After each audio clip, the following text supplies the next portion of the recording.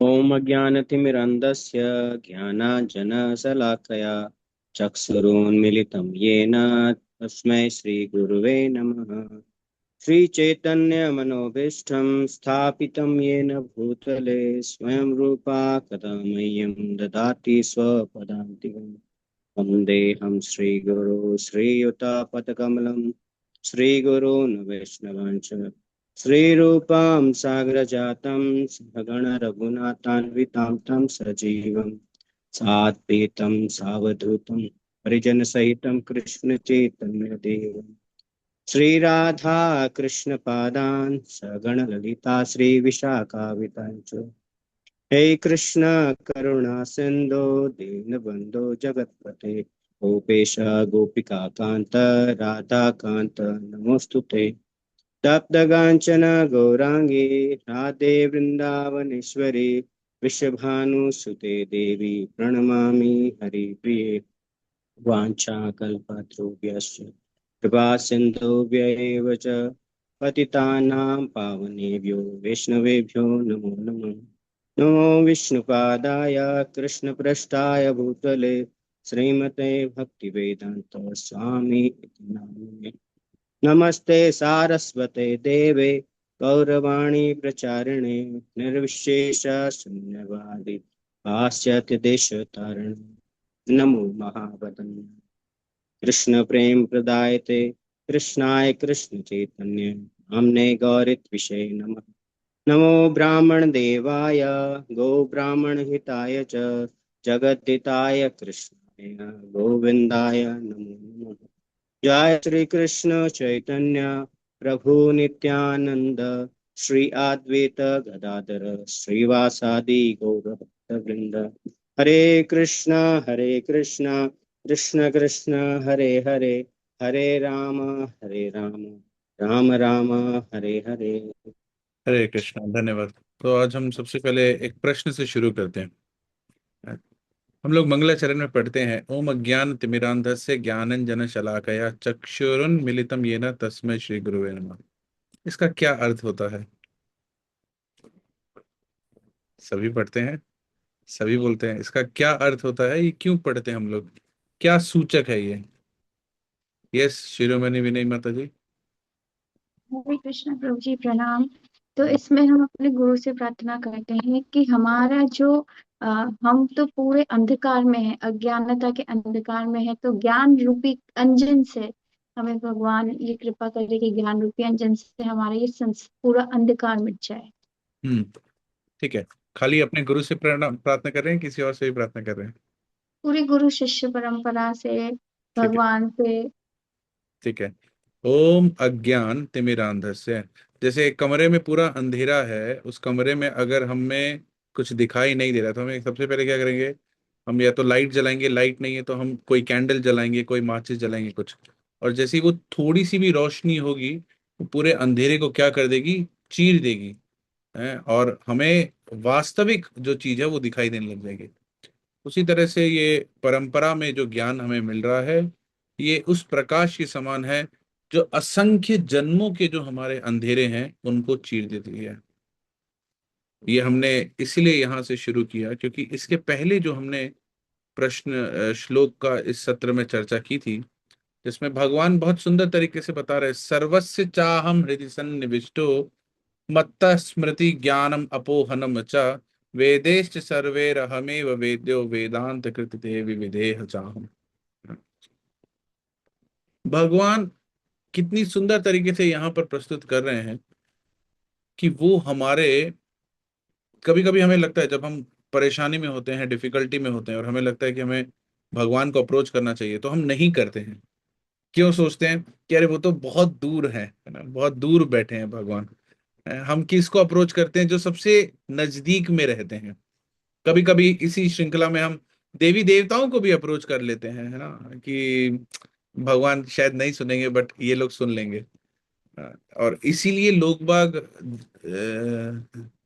देवी को भी मानते हैं, है ना। देवी का नाम क्या है? दुर्गा। दुर्गा का अर्थ क्या हुआ?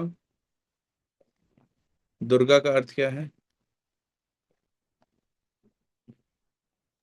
दुर्गा शब्द को दुर्ग, देखिए। हाँ, दुर्ग प्रभु जी, जेलर। दुर्ग, दुर्ग से क्या दुर्ग, मतलब हुआ? किला, जेलर। कैसल, दुर्ग, कैसल, दुर्ग, हैं? जेलर कैसल है। त्रिशूल धारण करने वाली। नहीं नहीं नहीं। भौतिक जगह को एक दुर्ग बताया है, और दुर्गा उसको, उस पर अधिकार, उसका कंट्रोल करने वाली। दुर्ग का मत, अरे भाई राजस्थान, ऋषिका गुप्ता माता जी आपकी दुर्ग आवाज नहीं आ प्रभु रही, जी, क्षमा प्रभु जी, चाहता दुर्ग का, हम्म। दुर्ग का मतलब किला, हूँ। जिसको कोई भेद नहीं सके। हाँ, दुर्ग नहीं, भेद भेदे है ना, भेदे हमारे राजस्थान के हाँ, सारे किला। भेद दे गए हैं। दुर्ग, सुरक्षा के लिए बनाया जाता है दुर्ग। हाँ, दुर्ग का अर्थ होता है किला, एक बेसिक शब्द में, है ना। दुर्गा, जैसे अर्श माता जी ने बताया, जेलर जो उस किले की अधिपत्य है, मतलब जिसका वो किला है, जो उस किले की रखवाली कर रही है ना, जो जो उस किले के मेन व्यक्ति हैं, राजा कह लो, अधिपत्य कह लो, रखवाली कर लो, जेलर कह लो, कुछ भी कह लो, दुर्गा। तो ये भौतिक संसार क्या है? एक किला है ना। किसका किला है? दुर्गा। है। उसकी रखवाली कौन कर रही है? दुर्गा। तो कई बार लोगों को ऐसा लगता है भौतिक संसार की रखवाली तो मैया ही कर रही है, तो उन्हीं के पास जाते हैं, है ना। भगवान तो गोलोक में है, बहुत दूर है, उनसे अप्रोच नहीं पाएगा। मगर इस श्लोक में भगवान क्या कह रहे हैं? सर्वस्य चाहम हृदय सन्निविष्टो। अरे तुम इधर उधर क्यों देख रहे हो? तुम्हारे सबसे नजदीक अगर कोई है तो वो कौन है? मैं हूं। कहां पर हूं मैं? तुम्हारे हृदय में हूं। सबसे सबसे क्लोजेस्ट एरिया हृदय में हूं। एक और हमें बहुत सुंदर चीज समझ में आती है, हमारा सबसे परम मित्र कौन है? सबसे परम हमारा मित्र कौन है, ये भी हमें इस श्लोक से समझ में आता है।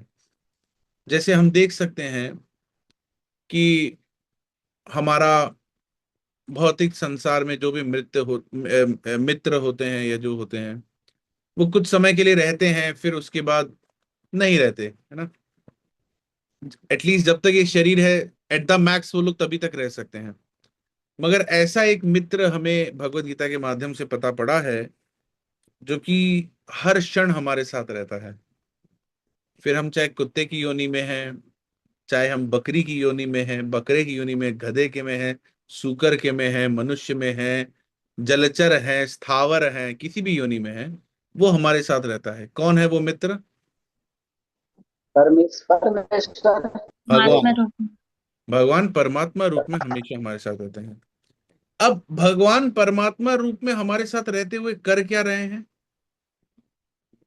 क्यों है वो हमारे साथ? हमारी सभी चीजों को नजदीक से नोट डाउन कर रहे हैं कि हम क्या एक्शंस कर रहे हैं। नहीं नहीं नहीं, वो काम परमात्मा का नहीं है। परमात्मा नोट डाउन नहीं कर रहे, वो काम तो हमें समझा रहे हैं कि वो जो हम लोग बोलते हैं गुड एंजल बैड एंजल, तो हमें बताते हैं कि ऐसे करना चाहिए। आगे स्वतंत्र इच्छा हमारी खुद की होती है। हम्म, नहीं। सैंक्शन, हमारी इच्छाओं का सैंक्शन करने के लिए। सैंक्शन तो बहुत छोटा सा एक जॉब है उनका, मतलब वो तो और बड़ी रिस्पॉन्सिबिलिटी उनकी क्या है? क्यों है वो हमारे साथ? उपरिष्टा अनुमंता कर बोल सकते हैं क्या? है उपरिष्टा अनुमंता। क्या? जैसे अरे इतनी शुद्ध हिंदी मत बोला करो भाई। मैं श्लोक में आता है ना, उपरिष्टा अनुमंता। अनुमंता मतलब? अनुमति और अच्छा, उपरिष्टा साक्षी। तो वही उन्होंने बोला ना, सैंक्शन वाला अंग्रेजी में। तो नहीं, सैंक्शन से भी ऊपर कुछ है। भगवान क्यों हमारे साथ हैं? हरे हमसे कृष्ण। प्रेम करते हैं, परम पिता है। वो तो ठीक है, वो तो ये प्रभु जी, साक्षी परमात्मा के, रूप में शिरो, साक्षी। यस। एक एक बोलो। मुक्त पुरुष लोग क्या कह रहे हैं, आप बताइए पहले। भगवान सभी कर्मों के साक्षी के रूप में रहते हैं, ऐसा है। साक्षी के रूप में है परमात्मा का। नहीं, और कोई? परम हरे भगवान, हितैषी भगवान, अच्छा बोलो बोलो। यस, शिखा माता जी आप बताइए क्या कह रही हैं। है। परम हितैषी है भगवान हमारे, परम इसलिए हितैषी है, क्या हित चाह रहे हैं? यस, हीरा प्रभु जी। मैं तो ये बोला था कि हम भगवान के अंश हैं, इसलिए। भगवान हमारे साथ हैं, हमारी प्रतीक्षा कर रहे हैं ना भगवान, हम कब उनकी तरफ मुड़ेंगे। एक ऐसा मित्र जो हर योनि हर समय हमारे साथ ही है। और क्या कर रहा है, बस प्रतीक्षा कर रहे हैं हमारी। किस चीज की प्रतीक्षा कर रहे हैं? कि हमने इस मित्र की मित्रता को बहुत लंबे समय से नकार दिया है, मगर फिर भी ये मित्र जो है वो हमारा साथ नहीं छोड़ रहा है और प्रतीक्षा कर रहा है कि कब हम इसकी मित्रता को पुनः स्वीकारेंगे। तो भगवान हमारे साथ हैं, बस प्रतीक्षा कर रहे हैं। फिर उसके बाद, यद्यपि जैसे भौतिक जगत में आप किसी कोई आपको मदद करने आए, आप उसकी मदद को ठुकरा दे तो वो ऑफेंड हो जाएगा, ऑफेंड हो जाएगा, चला जाएगा, अगली बार कोई मित्रता का प्रस्ताव लेके आएगा ही नहीं। यद्यपि हम भगवान की मित्रता को बारंबार ठुकरा रहे हैं, मगर भगवान फिर भी उस चीज को हमको नेग्लेक्ट नहीं कर रहे हैं, है ना, हमसे दूर नहीं है भगवान। ठीक है, भगवान फिर भी हमारी प्रतीक्षा कर रहे हैं, है ना। तो यद्यपि भगवान के पास ये राइट है कि वो हमें ठुकरा सकते हैं, हमें छोड़ सकते हैं, मगर वो नहीं छोड़ रहे हैं। हम भले ही उनको कितनी गाली मारें, कितना ही कुछ भी करें, मगर वो हमें पकड़ के रखे हुए हैं। और ये सोचिए कि भगवान को ये सब करके मिल क्या रहा है। अगर हमारा भगवान के साथ संबंध बन जाएगा तो इसमें भगवान का क्या फायदा है? कोई फायदा नहीं है। भगवान का थोड़ी ना कोई फायदा। भगवान की भगवत्ता तो वैसी की वैसी ही रहनी है। भगवान अपने आप में पूर्ण है। भगवान को हमारे द्वारा चढ़ाए गए कोई 2 रोटी और आधी कटोरी चावल की थोड़ी ना भूख है। भगवान की भगवत्ता तो बनी की बनी है, मगर फिर भी वो हमारे लिए प्रतीक्षा कर रहे हैं। और फिर भी उनके पास यद्यपि सब कुछ है, मगर वो प्रतीक्षा कर रहे हैं कि इसकी 2 रोटी कब आएगी। सर्वस्य चाहम हृदि सन्निविष्टो। भगवान सभी के हृदय में है, और सभी के हृदय में होते हुए भगवान क्या कह रहे हैं? रिमेम्बरेंस दे रहे हैं हमें, हमें बार बार याद दिला रहे हैं कि कैसे हम भगवान के करीब पुनः जा सकते हैं, कैसे भगवान से बिछड़ने की वजह से हमें ये सारे कष्ट भोगने पड़ रहे हैं। पुनः जब हम भगवान की सेवा में तल्लीन होंगे तो हमारा जीवन फिर से सही हो जाएगा, और भगवान से ही हमें ज्ञान और ये जो कुछ भी है ये भगवान से ही हमें प्राप्त हो रहा है। यस हीरा प्रभु जी।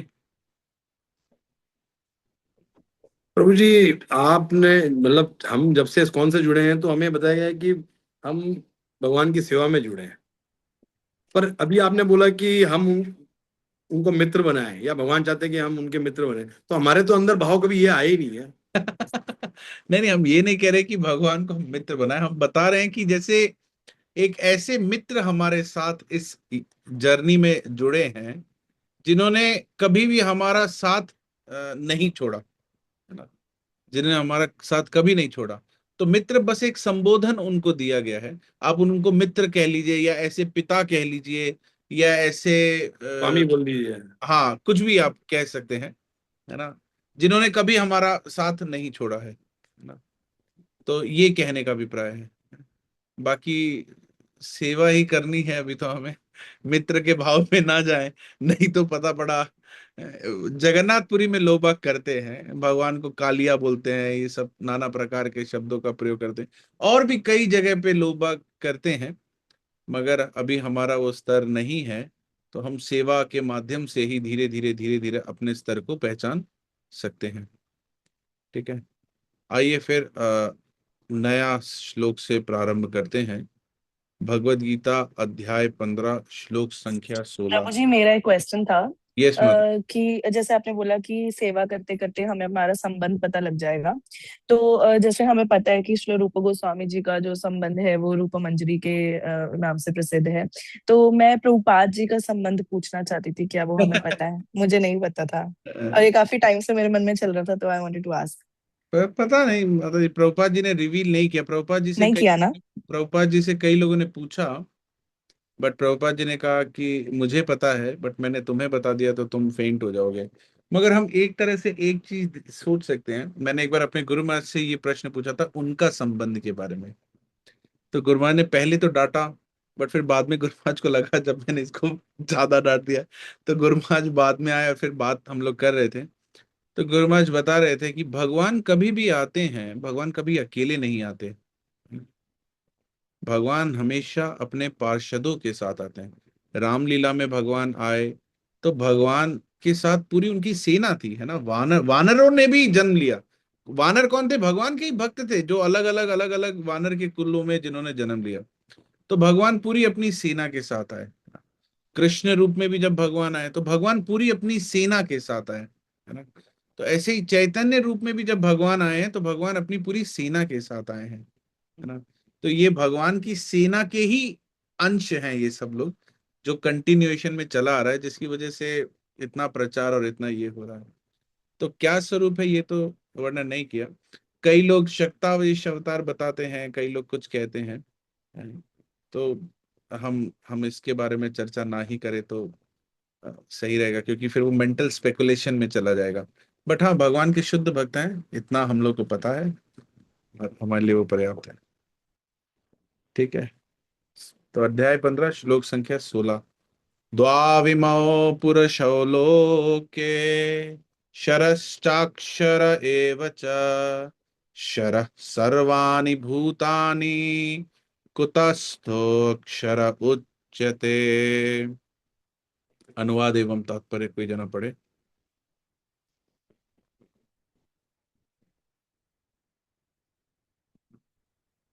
मैं पढ़ू प्रभु जी। पढ़िए माता जी। हरे कृष्णा। अनुवाद तथा तात्पर्य सद्गुरु श्री प्रभुपाद जी के द्वारा। प्रभुपाद जी की जय।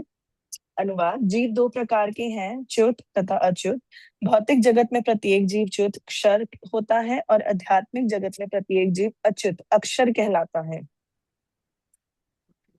वेट करो प्रभु जी, आगे पढ़ो तात्पर्य। आप पढ़िए पढ़िए, कंटिन्यू पढ़िए। तात्पर्य।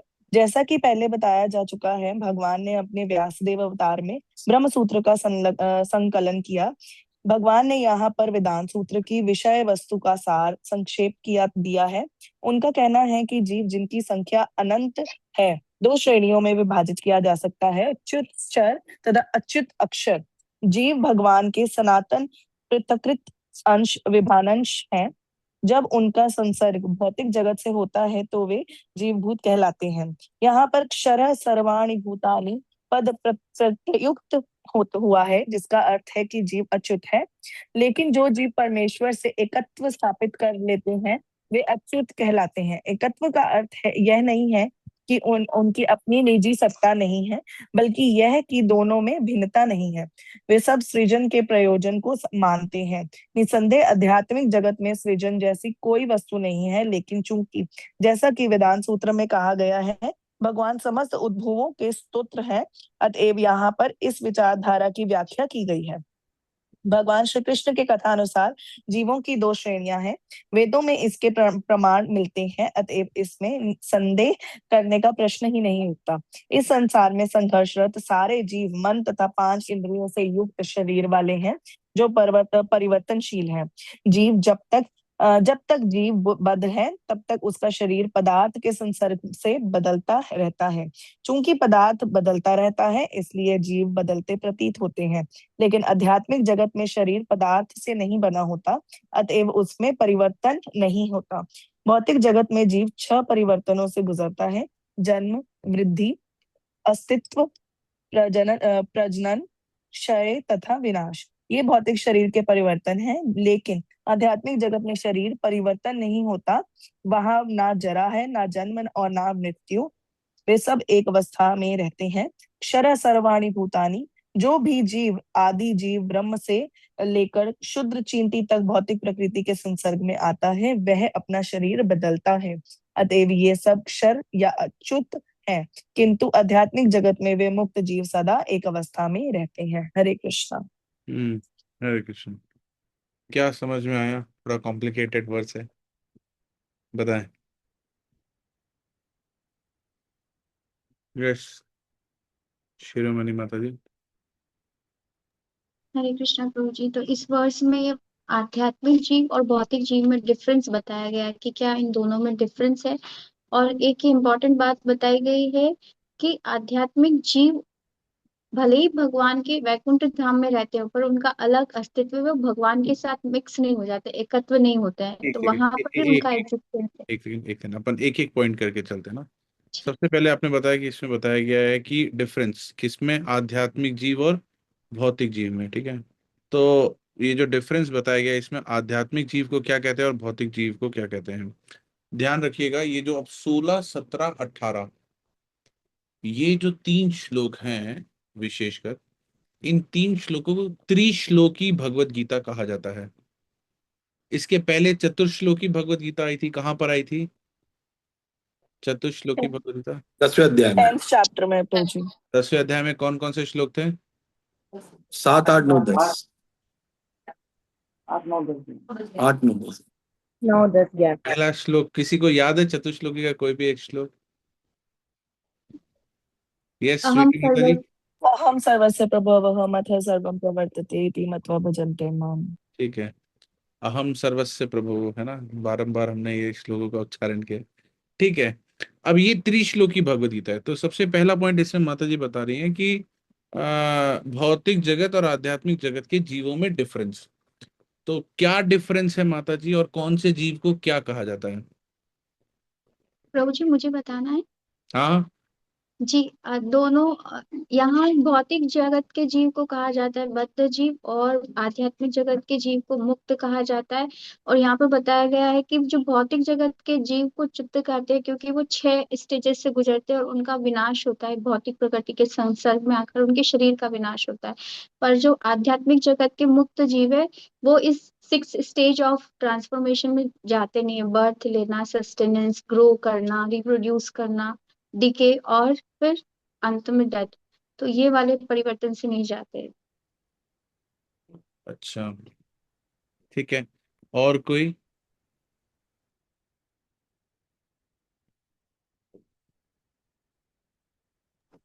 प्रभु जी यही सार है पूरा भगवत गीता का, यही लिखा हुआ है इसमें। जो माता जी ने बताया सब तो बता दिया उन्होंने। नहीं, इसमें काफी कुछ है अभी। ठीक है, प्रयास करें एक बार और, थोड़ा सा इसको पढ़ें। भगवान इन 3 श्लोकों में वेदों के सार को समराइज कर रहे हैं, ठीक है। तो ठीक है, 2 तरह के लोग इसमें बताए गए हैं। एक और एक बार पढ़ें आप लोग, है ना। चाहता हूं कि थोड़ा और विस्तृत इस चीज को चर्चा करें।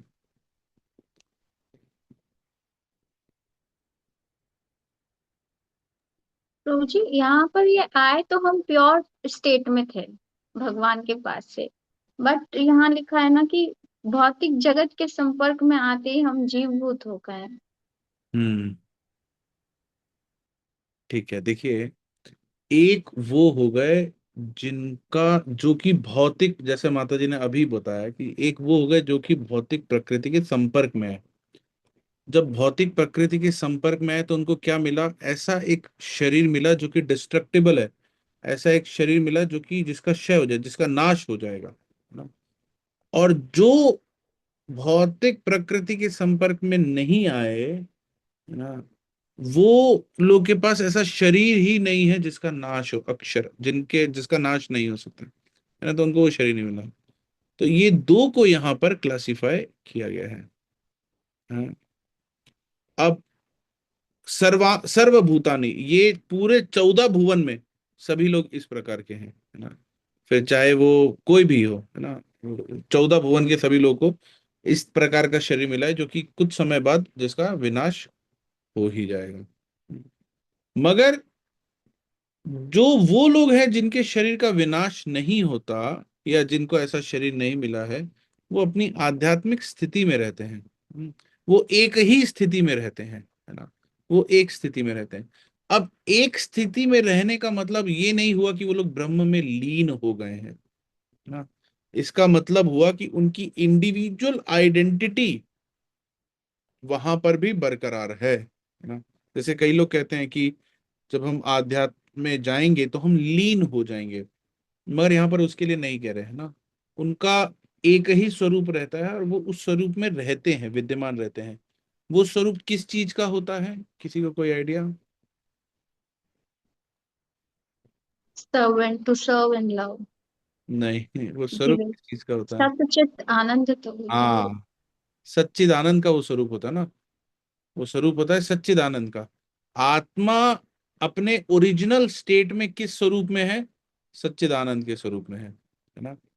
भगवान जब भौतिक जगत में आते हैं तो भगवान जब भौतिक जगत में आते हैं तो भगवान अपना ओरिजिनल स्वरूप लेकर के आते हैं जो कि सच्चिदानंद है ना। तो उनके शरीर में और उनके हड्डियों में, इन सब चीजों में कोई भेद नहीं, मतलब उनमें ये सब चीजें नहीं होती है, ये भेद नहीं होता है। तो इसीलिए दो प्रकार के शरीरों का यहाँ पर वर्णन किया गया है, एक जिनका विनाश हो जाता है, दूसरा जिनका विनाश नहीं होता है। ठीक है, समझ में आया? आगे बढ़े।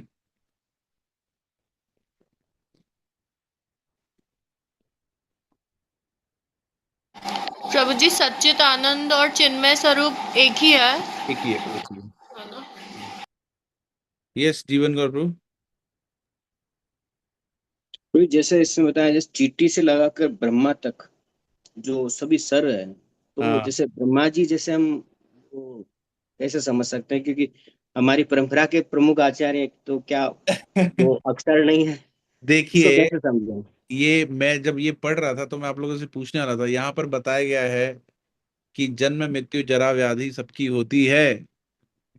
कई हिंदुओं को, सो कॉल्ड हिंदुओं को एक ये रहता है कि स्वर्ग में ये सब नहीं है, ब्रह्मा जी के पास बाद में जाते हैं, पहले स्वर्ग में आते हैं। क्या स्वर्ग में ये सब व्याधियां रहती हैं, बुढ़ापा आता है, ये सब आता है कि नहीं आता है, क्या है? रहती है प्रभु जी, स्वर्गलोक में भी और ब्रह्मलोक में भी। कैसे रहती है? प्रभु जी, सुना है कि ब्रह्मा जी की आयु 100 ईयर्स की है। हमारे लिए वो 100 ईयर्स टू मच होते हैं, इसलिए हमें लगता है कि वो अमर है, या वो लाइक वो काफी लंबे समय तक क्योंकि वो रह रहे हैं इसलिए हमें अमर लगता है, जैसे कि हिरण्यकशिपु को लगा था। लेकिन उनकी भी एक डेफिनेट एज है, आयु ठीक है, है 100 अगर ईयर्स की। बुढ़ापे का इसको कैसे हम स्थापित करेंगे? प्रभु जी, मृत्यु है, पर बुढ़ापा और रोग के बारे में कभी नहीं सुना है स्वर्ग में और जैसे पृथ्वी में। मान ली, अब इस यही तो समझने लायक चीज है भाई। देखो, हर जीव जन्म मृत्यु जरा व्याधि से जा रहा है कि नहीं जा रहा है ना? अब स्वर्ग में जो जीव है वो जन्म मृत्यु जरा व्याधि से जाएंगे कि नहीं जाएंगे? चलो, जन्म हुआ, मृत्यु हो गई, है ना, जन्म और मृत्यु दिख गए, बुढ़ापे का क्या? यस, शिरोमणि विनय माता जी। प्रभु जी, मुझे एक अलग आंसर क्लिक हो रहा है, पता नहीं, maybe I am wrong. तो स्वर्ग में तो पुण्यों को भोगने गए, तो जब पाप ही नहीं है तो जरा और मतलब व्याधि क्यों होगी? उनको कष्ट क्यों आएगा? अच्छे से जीवन व्यतीत करते हैं, बस एक आएगा, स्पेसिफिक टाइम के लिए है, व्याधि आएगा, आती है फिर। वो भी आएगा। आपके प्रश्न का अगर मैं उत्तर इस हिसाब से देखूं तो जितने भी अमीर या रईस लोग हैं जिनके पास किस तमाम ऐशो आराम है, किसी चीज की कोई कमी नहीं है, ऐसे तो उनको कोई कष्ट नहीं होना चाहिए, उनको नहीं कोई प्रभु दुख जी, नहीं होना चाहिए, स्वर्ग मगर लोक है, मगर स्वर्ग वो लोग लोक बहुत है। ज्यादा दुखी में है। नहीं प्रभु जी, आज तक किसी देवता के बारे में कभी सुना तो नहीं कि वे कभी बीमार पड़े हैं या कभी वो बुढ़ापा बुजुर्ग हुए आया हैं, है। ऐसा कभी तो सुना तो नहीं। ऐसा कोई देवता आके बताएगा थोड़ी ना, हीरा प्रभु जी की मेरे को हाँ, जुकाम पर हुआ है। शास्त्रों में मेंशन तो कहीं नहीं ना। क्योंकि इन लोग को रोग तो होते ही है, ईर्ष्या का रोग होता है ना देवताओं को। काम ईर्ष्या क्रोध का- दो मोह तो है, ये तो होगा। तो और यस, प्रियंका माता जी। प्रियंका, प्रियंका माता जी। हरे कृष्ण प्रभु जी। यस माता। प्रभु जी, आपने भी कहा जैसे वहां पे वो सब चीजें रहती, जरा व्याधि रोग, तो देवताओं ने जब वो अमृत पिया था तो वो तो अमर हो गए थे, तो वेरी गुड, और कॉम्प्लिकेट कर दो। अब देवताओं ने तो अमृत पी लिया है तो अमर हो गए, तो मरना ही नहीं चाहिए देवताओं को, फिर काहे मर रहे हैं? इसका मतलब आपका अमृत बेकार है, खराब अमृत दिया आपने, डुप्लीकेट माल दे दिया है। अब अब क्या होगा इसका उत्तर? देखिए, सबसे पहले इसका उत्तर आप लोग सोच के बताइएगा। हम पहले व्याधि वाले का उत्तर देते हैं, मतलब बुढ़ापे का। बुढ़ापा क्या होता है? अगर भौतिक जगत में कोई व्यक्ति 20 साल की आयु में शरीर छोड़ दिया तो क्या उसको बुढ़ापा आया या नहीं आया?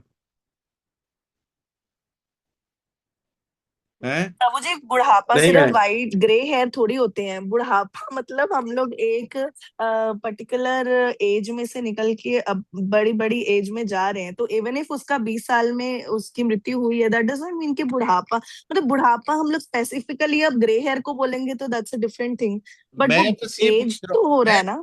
मैं डिफाइन कर ही नहीं रहा हूँ बुढ़ापे को।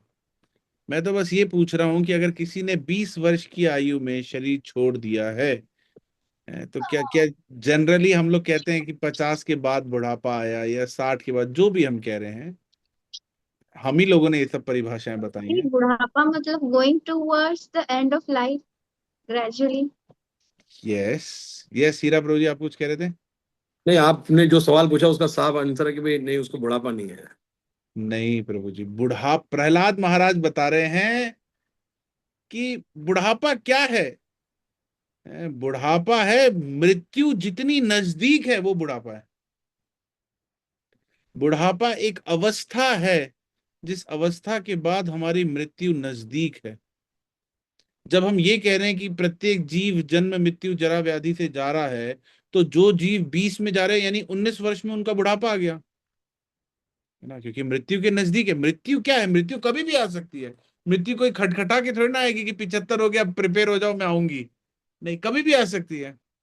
तो मृत्यु आने के जस्ट पहले का जो समय है वो बुढ़ापा है। यही चीज देवताओं के संदर्भ में भी आती है। देवताओं के गले में एक माला होती है, ऐसा हमने सुना है, जो कि कभी मुरझाती नहीं है। जब उनके पुण्य क्षीण हो जाते हैं, जब उनका समय आ जाता है, तब फिर वो माला मुरझा जाती है और उन लोगों को पता पड़ जाता है कि अब ये समय आ चुका है। और तुरंत वो लोग पल भर में, मतलब विद इन सेकेंड, वो लोग एकदम ड्विंडल हो जाते हैं, बूढ़े हो जाते हैं और बीमार हो जाते हैं और खत्म हो जाते हैं। मतलब ये प्रक्रिया इतनी फास्ट होती है कि हम ये कह सकते हैं कि ये हुआ ही नहीं, मगर ये होता है ना, वो प्रक्रिया होती है। क्योंकि हमने शास्त्रों में पढ़ा है कि अगर कोई कह सकता है कि कोई बीमारी ही नहीं, कोई व्याधि ही नहीं हो, तो मृत्यु अपने आप में कितनी बड़ी एक बीमारी है। जब मृत्यु आती है तो कितना दर्द होता है ना। ऐसा आसान नहीं है कि उस समय जिन लोगों ने देखा हो किसी को एकदम पास से शरीर छोड़ते, उनको समझ में आएगा कि उस समय बहुत तकलीफ होती है। तो ये कॉन्सेप्ट रहता है ना, देवी देवताओं का, कि उनमें। और सॉरी प्रभु जी, आपको इंटरप्ट करें तो प्रभु हाँ, जी, उनका तो हमारे जैसा भौतिक शरीर नहीं होता कि उनको इस प्रकार से दर्द हो और हम लोग उनकी मृत्यु को एक वो समझें कि माता ये जी एक रहता बीमारी है। है, रहता है। प्रभु जी, उनका तो एक डिफरेंट स्पिरिचुअल नहीं नहीं, स्पिरिचुअल बॉडी उनका तो नहीं, नहीं खैर, नहीं नहीं नहीं, बट एक डिफरेंट एलिवेटेड यातना बॉडी है। यातना शरीर होता है उनका भी, कि वो वहां नहीं पे नहीं नहीं नहीं एक नेगेटिव यातना नहीं, बट अगर उसको हम लोग वो नहीं बोले नहीं तो। नहीं नहीं नहीं, ऐसा नहीं है, ऐसा नहीं है। उन लोग का सेम रहता है, थोड़ा एडवांस्ड। अब जैसे हमारे भौतिक जगत में कई योगी हैं। प्रभुपाद जी लिखते हैं अपने तात्पर्य में, कई योगी आज भी हैं जो कि एक ही दिन में चारों धाम के दर्शन कर लेते हैं, है ना। अब हम ऐसा कह सकते हैं कि उनका शरीर जो है हमारे शरीर जैसा नहीं है, मगर ऐसा नहीं है ना। वो तप का बल है। कई योगी है जिनका शरीर 200 साल बर्फ में, हिमालय में लोग बाग खड़े हैं नग्न शरीर में और तपस्या कर रहे हैं। अब हम कह सकते हैं यार उनका शरीर तो हमारे जैसा है नहीं, क्योंकि हमारे को तो तकलीफ होती है, उन लोग को तो नहीं हो रही है, इसका मतलब उनका कोई अलग ही मिट्टी के बने हुए अलग ही शरीर, मगर ऐसा नहीं है। शरीर इसी भौतिक तत्वों से ही बना हुआ है ना। मगर एडवांस, स्पिरिचुअली एडवांस हम कह सकते हैं शरीर, है ना, स्पिरिचुअली एडवांस रहता है। अब आते हैं प्रश्न पे जीवन गौर प्रभु के। तो जीवन गौर प्रभु, आपके प्रश्न में भी ब्रह्मा का भी ऐसे ही है ना? उनका भी जो शरीर है वो बदलता रहता है। ब्रह्मा की भी एक बेसिकली पोस्ट है ना, जैसे देवताओं की पोस्ट है, कोई इंद्र बन सकता है। अब हाँ, ये भी हमें ध्यान रखना पड़ेगा, ये देवता भी दो प्रकार के हैं। एक तो वो देवता जो भौतिक सृष्टि में हमें दिखते हैं, और एक वो देवता है जो कि आध्यात्मिक जगत में रहते हैं। यही देवता आध्यात्मिक जगत में भी है। उधर उनका स्वरूप अलग है, उधर उनका पहचान स्वरूप सब कुछ अलग है, उधर उनका शरीर भी अलग है ना। जैसे ब्रह्मा भी जो है वो भी अपना जीवन खत्म होने के बाद उनके पास भी रहता है कि जीवन किस तरह से उन्होंने किया जिया है, उसके आधार पे वो कहाँ जाएंगे। मुक्त होंगे या वापस इधर आएंगे, किस तरह से रहेगा, तो ये रहता है। ठीक है। तो जैसे मेरा प्रश्न यूं था कि जैसे भाई एक तरह से ब्रह्मा जी हमारे परंपरा के एक तरह से प्रमुख आचार्य हुए एक तरह से, तो हाँ क्या उनका गति क्यों, वो क्यों जन्म मृत्यु में फंसे हैं फिर? देखिए, दो, वही हम कह रहे हैं, हाँ। हमने बताया ना, ये देवता जो है दोनों जगह है, आध्यात्मिक जगत में भी है, भौतिक जगत में भी है। ठीक है। तो आध्यात्मिक जगत के जो हैं वो परमानेंट रहते हैं, उन लोग का कोई परिवर्तन नहीं होता। मगर भौतिक जगत के तो हर भूखंड में अलग अलग है, मतलब हर हर संसार में अलग अलग ब्रह्मा है ना, कितने ब्रह्मा आप लेके आएंगे? अब इन सभी ब्रह्मा में से कौन से ब्रह्मा हमारे आचार्य हैं? सभी ब्रह्मा को भगवान ने ज्ञान दिया है। तो बेसिकली हम बात करें आध्यात्मिक जगत की, है ना। तो पुरुष जो भगवान ने जो दिव्य ज्ञान दिया है परंपरा में, भगवान तो सभी को, प्रथम सब, ब्रह्मा जी को दिया, तो हर वो फिर अलग है। हर यूनिवर्स में भगवान ब्रह्मा जी को ज्ञान दे रहे हैं। ठीक है। अच्छा। मगर वस्तुतः भगवान ने आध्यात्मिक जगत के जो ब्रह्मा है उनको भी ज्ञान दिया है। ये ब्रह्मा का जो कैटेगराइजेशन है, ये भी दोनों है। तो देव, जैसे यूं समझा जाए पुरुष जो जो आध्यात्मिक जगत में है, तो वो उनका तो दिव्य ज्ञान की वो। आध्यात्मिक जगत, देखिए ये प्रश्न ऐसा है, मेरे को भी एक बार इसके बारे में पूछना पड़ेगा कि वो किसको दिया है। मगर हमने जहां तक सुना है, क्योंकि देखिए ये जितने भी एलिमेंट्स हैं, महत्त्व है, ये सब के सब आध्यात्मिक जगत में भी रहते हैं और भौतिक जगत में भी रहते हैं, है ना। तो हम जो अपने जानकारी से समझ पा रहे हैं चीजों को, वो है भौतिक जगत की चीजें, है ना, हम उनके रिस्पेक्ट में इनको देख रहे हैं। बट इनका आध्यात्मिक जगत में भी एक पहचान है, भागवतम में इन सब चीजों का वर्णन आता है ना, जिसमें वर्णन आता है कि देवी देवता जो है वो आध्यात्मिक जगत में भी हैं। वो देवी देवता कैसे प्रार्थना कर रहे हैं, क्या चीज है, उन सब चीजों का वर्णन आया है ना। तो ये दोनों जगह हमारे को पाए जाते हैं। बाकी अब हम जिनको अपने परंपरा का आचार्य मान रहे हैं, ब्रह्म मध्य गौड़ी संप्रदाय, वो भौतिक जगत के ब्रह्मा है या आध्यात्मिक जगत के ब्रह्मा है, ये पर्टिकुलर जो प्रश्न है, ये इसको हमें किसी से समझना पड़ेगा, है ना। अब ऐसे तो हम, हमारे संस्था का आचार्य शिला प्रभुपाद है, मगर शिला प्रभुपाद जी ने भी शरीर तो छोड़ा ही ना।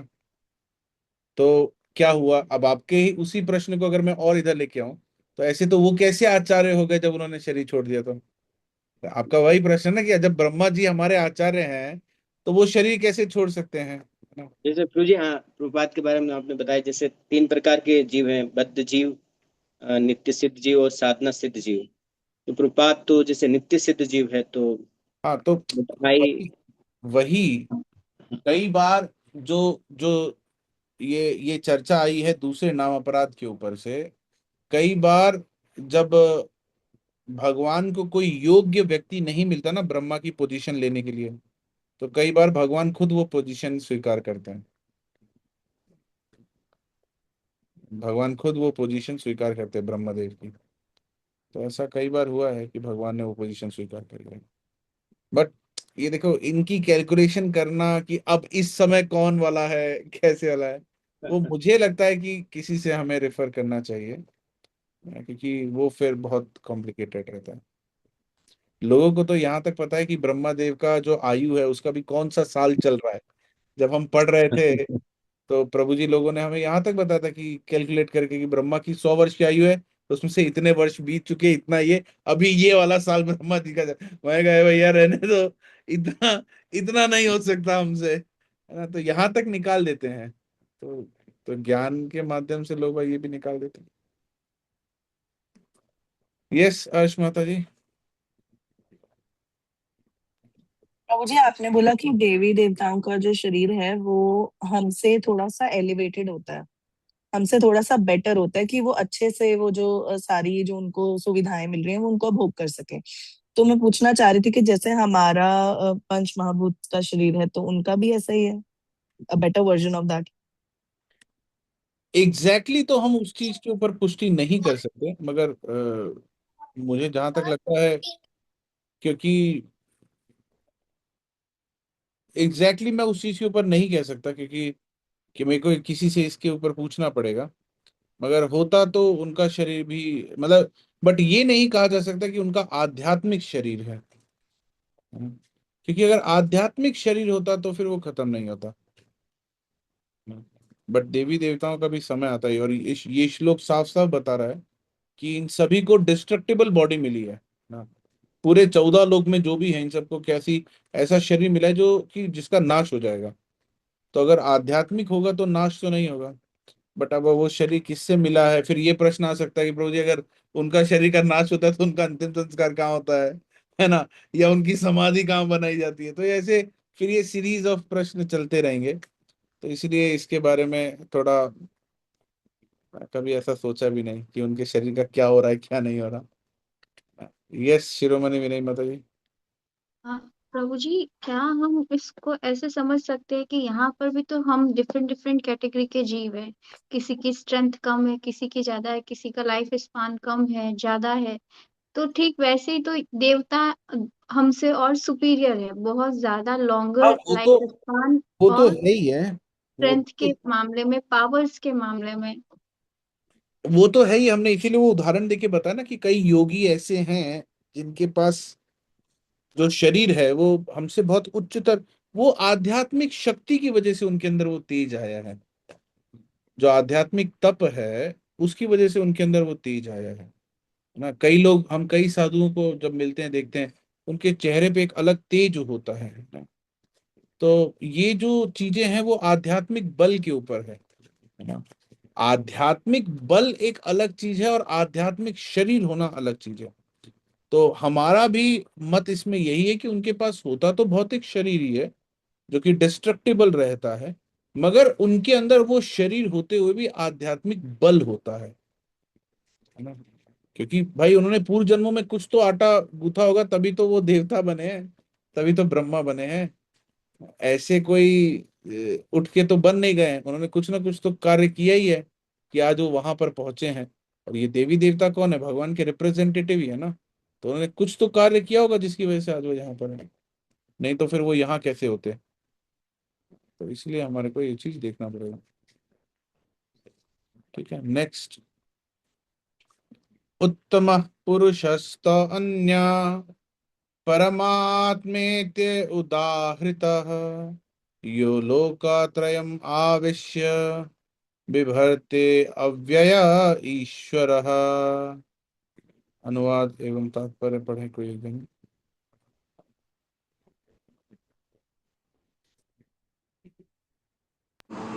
हरे कृष्णा। चलो जी हम पढ़ें। इन दोनों के अतिरिक्त एक परम पुरुष परमात्मा है जो साक्षात अविनाशी भगवान है और जो तीनों लोकों में प्रवेश कर कर उनका पालन कर रहा है। तात्पर्य श्रील प्रभुपाद के द्वारा। श्रील प्रभुपाद की जय। इस श्लोक का भाव कठोपनिषद तथा श्वेताश्तर उपनिषद में अत्यंत सुंदर ढंग से व्यक्त हुआ है। वहाँ यह कहा गया है कि असंख्य जीवों की निरंता, उस जिनमें से कुछ बद्ध हैं और कुछ मुक्त हैं, एक परम पुरुष हैं जो परमात्मा है। उपनिषद का श्लोक इस प्रकार है। नित्यो नित्यानाम चेतनश्वरनाम। सारांश यह है कि बद्ध तथा मुक्त दोनों प्रकार के जीवों में से एक परम पुरुष भगवान होता है जो उन सब का पालन करता है और उन्हें सब उनके कर्मों के अनुसार भोग की सुविधा प्रदान करता है। वह भगवान परमात्मा रूप में सबके हृदय में स्थित है। जो बुद्धिमान व्यक्ति उन्हें समझ सकता है वही पूर्ण शांति लाभ कर सकता है, अन्य कोई नहीं। हरे कृष्ण। क्या समझ में इसमें?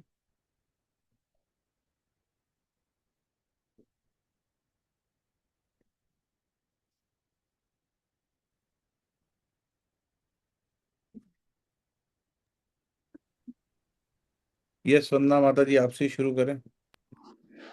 प्रभु जी, इसमें ये बताया गया है कि एक तो बद्ध जीव होते हैं, एक मुक्त जीव होते हैं, इसके साथ एक भगवान होते हैं। मतलब ऐसा ही बताया गया है कि वो पुरुषोत्तम जो पुरुष होता है वो परमात्मा पुरुष होता है और वही उनके ही कर्मों का, मतलब जो बद्ध जीव होते हैं उनके कर्मों का भोग करने का उनको प्रदान करता है सुविधा। ठीक है, और कोई?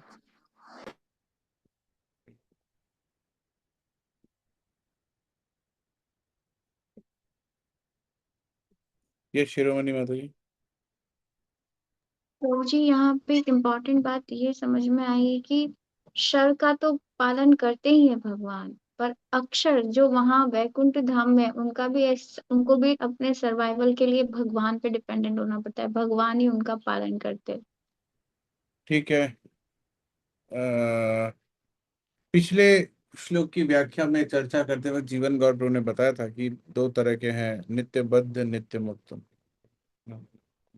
तो जो बद्ध हैं उनका भी भगवान पालन कर रहे हैं, जो नित्य मुक्त हैं, जो कि यद्यपि देखने में भगवान जैसे ही है, उनका स्वरूप वैसा ही है, सब कुछ वैसा ही है, उनका भी पालन कौन कर रहे हैं? भगवान कर रहे हैं। इन दोनों के ऊपर एक है, कौन है? एक भगवान है ना। तो वो यहाँ पर वर्णन किया है। और एक और महत्वपूर्ण चीज प्रभुपाद अपने तात्पर्य में बताते हैं। प्रभुपाद जी कहते हैं कर्मों के अनुसार भोग की सुविधा प्रदान करता है। जैसे हम चर्चा कर रहे थे देवी देवताओं का या फिर बाकी किसी का भी, तो जैसा उनका कर्म होता है, उनको उसका भोग करने के लिए क्या उचित शरीर रहेगा वो उनको प्रदान किया जाता है। मगर वो शरीर होता भौतिक ही है, क्योंकि वो खत्म होने वाला शरीर है ना, डिस्ट्रक्टेबल शरीर है। तो अब जैसा जिसका कर्म है वो भोगने के लिए, जैसे किसी को बहुत बलवान बनाया है ना, क्यों? क्योंकि उसको सर्टेन प्रकार के कर्मों को भोगना है, तो उसको उस तरह का शरीर दिया। किसी को एकदम कमजोर बनाया है, क्यों? क्योंकि उसको उस प्रकार का कर्म भोगना है, तो उसके लिए उसको उस प्रकार से चीजें। तो जो भी हमें शरीर मिलता है ना, वो हमें एक पर्टिकुलर कर्म भोगने के लिए ही शरीर मिला है। इस शरीर में हम खाली भोग रहे हैं और कुछ नहीं कर रहे हैं। ठीक है, आइए आखिरी श्लोक भी ले लेते हैं, जैसे कि ये प्रभु जी प्रश्न कर सकते हैं क्या? प्रभु जी जैसे आप बता रहे हैं कि भोगने को मिला है, तभी भी जीव है ना आनंद के लिए क्यों मतलब प्रयत्न करता रहता है कि सर्वोच्च वो इच्छा प्राप्ति कर आनंद के लिए ही सोचता है कि आनंद तो हमें मिल ही जाना चाहिए कहीं ना कहीं से। उसका स्वरूप क्या है? सच्चिदानंद क्या आ रहा है उसमें? शब्द क्या आ रहा है? इसीलिए ना जब क्योंकि उसका उनका स्वरूप ही वही है। जब उसका स्वरूप ही आनंदोमय अभ्यासात, जब उसका स्वरूप ही आनंद के लिए है, तो फिर वो आनंद की खोज क्यों नहीं करेगा? मगर समस्या क्या है? वो आनंद की खोज गलत जगह कर रहा है। वो आनंद की खोज शरीर के बाहर कर रहा है, जबकि आनंद उसके शरीर के अंदर ही है। आनंद जो है वो उसके भगवान की तरफ मुड़ने में आनंद है, जबकि वो भगवान से विपरीत जाकर के भौतिक सुविधाओं में आनंद की खोज कर रहा है, इसलिए उसको आनंद नहीं मिल पा रहा है। तो तो इसीलिए वो आनंद की प्रयास करता है। ठीक है, जी प्रभु जी। गुरु जी इसमें जो तीनों लोक के लिए बोला, तो कौन से तीन लोक के लिए? त्रयलोके लोकत्रयमाविश्य, तीनों लोकों में प्रवेश करते हैं, तो कौन से तीन लोक गुरु जी? तीनों लोग ये क्या कहते हैं, पाताल लोक, और आकाश लोक, और ये भूलोक, तीनों लोक। पाताल, स्वर्ग और भू, यानी ऊपर के लोक। 14 भुवन है ना, तो ऊपर के लोक, नीचे के लोक और ये भूलोक। ये तो भौतिक आएंगे ना, तो आध्यात्मिक लोक के भी तो जो हाँ तो मुक्त है, मुक्त तो उधर रहेंगे ना गुरु जी। हम तो मुक्त तो आध्यात्मिक लोक में। देखिए हाँ, एक्चुअली ये श्लोकों में विश्वनाथ चक्रवर्ती ठाकुर की और बलदेव विद्याभूषण की और प्रभुपाद की कमेंट्री थोड़ी सी अलग है, तो मैं उस ग्रे एरिया में जाना नहीं चाह रहा बताने के लिए। तो हम ये देख सकते हैं कि आध्यात्मिक लोक के बारे में चर्चा हो रही है। तीन लोक, आध्यात्मिक लोक, भौतिक लोक और नीचे पाताल लोक। बाकी 14 भुवन में हम देखें तो फिर ऊपर के जो लोग होते हैं और नीचे के जो लोग होते हैं और बीच का जो ये है, इसको त्रैलोकपति है, त्रैलोकपति बताते हैं। त्रैलोकपति मतलब स्वर्ग पे भी उनका कब्जा है, पाताल में भी उनका कब्जा है, और भौतिक संसार में तो है ही।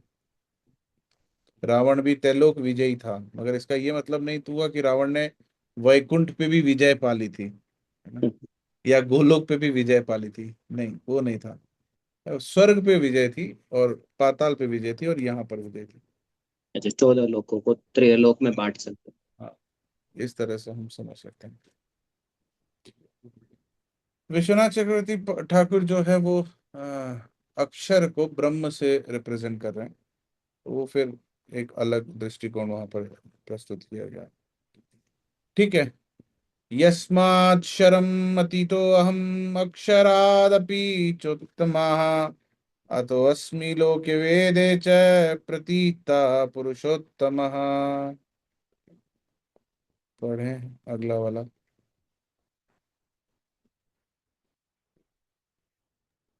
मैं पढ़ूं प्रभु जी? कोई और, किसी और, कोई और पढ़े जिन्होंने नहीं पढ़ा है। हरे हरे कृष्ण। हाँ, सावित्री माता जी पढ़े। हरे कृष्ण प्रभु जी, प्रणाम। हाँ। क्योंकि मैं शर तथा अक्षर दोनों के परे हूँ और चूंकि मैं सर्वश्रेष्ठ हूँ, अतः एवं मैं इस जगत में तथा वेदों में परम पुरुष के रूप में विख्यात हूँ। तात्पर्य श्रील प्रभुपाद द्वारा श्रील प्रभुपाद की जय। भगवान कृष्ण से बढ़कर कोई नहीं है, न तो बद्ध जीव न मुक्त जीव, अतः एवं वे पुरुषोत्तम है। अब यह स्पष्ट हो चुका है कि जीव तथा भगवान व्यष्टि है। अंतर इतना है कि जीव चाहे बद्ध अवस्था में रहे या मुक्त अवस्था में, वह शक्ति में भगवान की अकल्पनीय शक्तियों से बढ़कर नहीं हो सकता। यह सोचना गलत है कि भगवान तथा जीव समान स्तर पर है या सब प्रकार के एक समान है। इसके इनके व्यक्तित्वों में सदैव श्रेष्ठता तथा निम्नता बनी रहती है। उत्तम शब्द अत्यंत सार्थक है। भगवान से बढ़कर कोई नहीं है। लोके शब्द पौरुष आगम स्मृति शास्त्र में के लिए आया है, जैसा कि निरुक्ति कोश में पुष्टि की गई है। लोक्यते वेदाथो न अन्येन, वेदों का प्रयोजन स्मृति शास्त्रों में विवेचित है। भगवान के अंतर्यामी परमात्मा स्वरूप का भी वेदों में वर्णन हुआ है। निम्नलिखित श्लोक वेदों में आया है। तावदेश संप्रसादो अस्मा शरीरातस्म बुद्ध्याय परम ज्योति रूपम संपगम स्वेन रूपेणाभिनिष्ठते स उत्तम पुरुष है। शरीर से निकलकर परम आत्मा का प्रवेश निराकार ब्रह्म ज्योति में होता है, तब वे अपने इस आध्यात्मिक स्वरूप में बने रहते हैं। यह परम आत्मा ही परम पुरुष कहलाता है। इसका अर्थ यह हुआ कि परम पुरुष अपना आध्यात्मिक तेज प्रकट तथा प्रसारित करते रहते हैं, और यही चरम प्रकाश है। उस परम पुरुष का एक स्वरूप है अंतर्यामी परमात्मा। भगवान सत्यवती तथा पराशर के पुत्र रूप में अवतार ग्रहण कर व्यासदेव के रूप में वैदिक ज्ञान की व्याख्या करते हैं। हरे कृष्ण। हरे कृष्ण। क्या समझ में आया?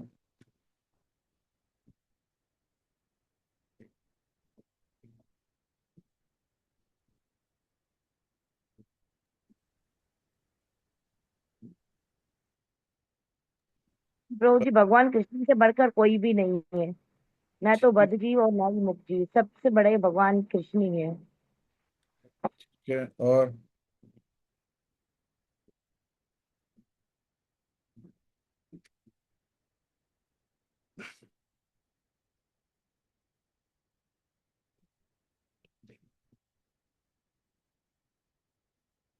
ये शिरोमणि माता जी। तो जी यहाँ पर बताया गया है कि चाहे बद्ध जीव हो मुक्त जीव हो, but they are always lesser powerful than Krishna. मतलब भगवान से उनकी शक्तियां भी देख लो या कोई भी श्रेष्ठता, किसी भी षड ऐश्वर्य की कोई भी श्रेष्ठता देख लो, तो वो भगवान के कंपैरिजन में नगण्य है। देखिए, ये 3 श्लोक को हमें एक साथ देखना पड़ेगा। इसके पहले श्लोक में सबसे प्रथम शर और अक्षर के बारे में बताया। तो शर और अक्षर, यानी अगर हम ये सोचें कि एक जीव के बारे में बता रहे हैं और दूसरा ब्रह्म ज्योति के बारे में बता रहे हैं, अक्षर जिसका शरीर का विनाश नहीं होता है, तो हमें इस दृष्टिकोण से हम देखें तो उसमें बता रहे हैं कि दोनों से ऊपर कौन है? भगवान है। उसके बाद 17वें श्लोक में परमात्मेति यानी परमात्मा के बारे में चर्चा हुई है। तो उसको देखें तो ये बताया जा रहा है कि शर, अक्षर, फिर ऊपर कौन हुआ? परमात्मा। ये जो श्लोक है ये कृष्ण स्वरूप भक्तों के बारे में बताया जा रहा है। जो योगी होते हैं उनका ऑब्जेक्ट ऑफ वर्शिप कौन होता है? परमात्मा। ज्ञानी का ऑब्जेक्ट ऑफ वर्शिप क्या होता है? ब्रह्म ज्योति। मगर अब यहां पर किसके बारे में चर्चा की जा रही है? भक्त के बारे में चर्चा की जा रही है ना, कि और कृष्ण को किस नाम से संबोधित किया जा रहा है इस श्लोक में? पुरुषोत्तमा। तो भगवान यहां पर ये कह रहे हैं कि मैं जीव जो शर है उससे भी श्रेष्ठ हूं, मैं ब्रह्मन है ना, यानी ब्रह्म ज्योति जो ब्रह्मन है, जो अक्षर है, उससे भी श्रेष्ठ हूं, जो परमात्मा पिछले श्लोक में चर्चा की है उससे भी श्रेष्ठ हूं। और यही भगवान भगवत गीता के प्रारंभ में भी 6ठे अध्याय में बताते हैं, योगी नाम अपि सर्वेशाम मद्गतेनांतर आत्मना श्रद्धावान भजते यो माम स में युक्ता तमो मता। उन योगियों में भी जो कि परमात्मा का ध्यान लगा रहे हैं, उन योगियों में भी सर्वश्रेष्ठ योगी कौन है? जो जो मेरी, जो मन में मेरी सेवा कर रहा है, मेरी पूजा कर रहा है श्रद्धा से, वो श्रेष्ठ है। तो यहाँ पर इस इन श्लोकों में इन सभी चीजों को कंक्लूड करके भगवान ने बताया गया है। ठीक है, ये भगवान का सच्चिदानंद ही स्वरूप है जिसको अलग अलग नामों से जाना जाता है, मगर इनमें कोई डिफरेंस नहीं है, फिर चाहे वो ब्रह्म हो, चाहे परमात्मा हो, या भगवान हो। तो मगर सबके अलग अलग वर्शिपर्स हैं, अलग अलग लोग अलग अलग तरीके से करते हैं, तो अलग अलग साधना सबके लिए है। किसी में ज्ञान मार्ग है, किसी में योग का मार्ग है, और किसी में भक्ति का मार्ग है। तो ऐसे अलग अलग अलग अलग मार्ग है। तो जो ज्ञान और योग का रिजल्ट है, फल है, वो है मुक्ति, मात्र मुक्ति। मगर उसी के विपरीत भक्ति का जो रिजल्ट है वो क्या है? भगवान का हमेशा नित्य सेवक बनना, भगवान का एसोसिएट बनना प्रेम भाव से। और बिना भक्ति के तो ज्ञान और योग वो भी मुक्ति नहीं प्राप्त कर सकते, उनको भी थोड़ा टिंज मात्र तो भक्ति चाहिए ही चाहिए, बिना उसके उनका भी गुजारा नहीं हो सकता। तो ये समस्त चीजों का बताते हुए, डिफरेंशिएशन देते हुए, भगवान भक्ति की जो विशेषताएं हैं उनको यहाँ पर समझा रहे हैं इस श्लोक में। ठीक है,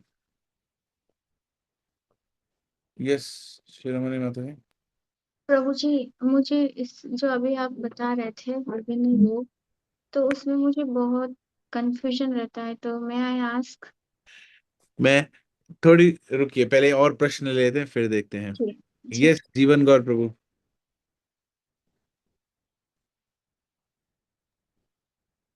गुरु जी, जो ये छांदोग्य उपनिषद का जो रूपाद ने लिखा है, तो इसमें जैसे अंतर्यामी परमात्मा का स्वरूप के बारे में लिखा, तो बोल रहे हैं कि शरीर से निकलकर परमात्मा का प्रवेश निराकार ब्रह्म ज्योति में होता है। तो हाँ। जो परमात्मा है तो वो तो उनके तो खुद से वो निकलता ब्रह्म प्रकाश, तो उनमें प्रवेश करने की कहाँ वो, कैसे समझे इसको कि परमात्मा परम ज्योति में, निराकार ब्रह्म ज्योति में प्रवेश कर रहे हैं, तो ये थोड़ा। वो जाते एक बार वहीं पे हाँ। ही है ना। ये भी हाल फिलहाल में हमारे सामने भी आया था, प्रभुपाद जी ने मेंशन किया है ये, है ना। तो ये वहीं पे ही जाते हैं। वो बेस देखिए, इसीलिए हमने बताया इन तीनों में कोई भेद नहीं है ना। हम उसमें भेद समझ रहे हैं, मगर ब्रह्म में, भगवान के प्रकाश में, भगवान के परमात्मा फॉर्म में और भगवान के श्याम सुंदर फॉर्म में कोई वो भेद नहीं है ना। हम भी यही कह रहे हैं ना, अचिंत्य भेद अभेद है, कोई भेद नहीं है, मगर तीनों की सेवा करने से जो फल है वो अलग अलग है। और तीनों जो मार्ग हैं, उन मार्गों में से सबसे सुलभ मार्ग जो है वो भक्ति का मार्ग है। ठीक है, तो वो भगवान का ही। अब भगवान हाथ से क्यों चल रहे हैं, भगवान पांव से चल सकते हैं, ऐसा मान लो कोई पूछे, अरे कहीं से भी चल सकते हैं, पूरा अंग उन्हीं का। भाई अगर हाथ से चल रहे हैं या पांव से चल रहे हैं, उनकी भगवत्ता में कोई कमी तो नहीं आई। तो इसलिए हम ये सब चीज जो है उन्हीं के ही अंग है, अंश है। ठीक है। स्वयं है, तो जैसे मान लो